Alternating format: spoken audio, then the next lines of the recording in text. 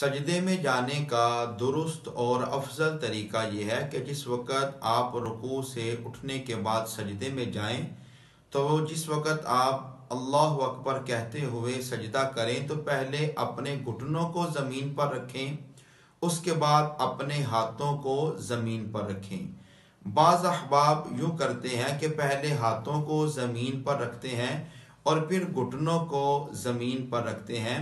ये तरीका गैर अफसल है। इस तरीके को उस वक़्त अपनाया जाएगा अगर आदमी लागिर है, बीमार है या उसे सजदा करना मुश्किल हो रहा है, तो फिर उसको जैसे आसानी हो उस तरीके के साथ सजदा कर ले। लेकिन उमूमी हालत में सुन्नत और अफसल यही है कि आप पहले घुटनों को ज़मीन पर रखेंगे फिर हाथों को।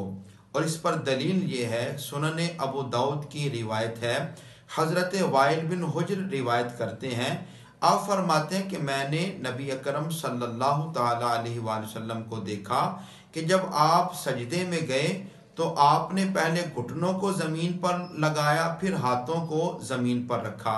और जिस वक़्त प्यारे आका ने सजदे से सर को उठाया, जिस वक़्त सजदे से उठे तो पहले हाथों को उठाया और फिर अपने घुटनों को सजदे से उठाया। तो हमें भी इस तरीके के साथ सजदा करना चाहिए। अल्लाह ताला हम सब को अमल की तौफीक अता फरमाए।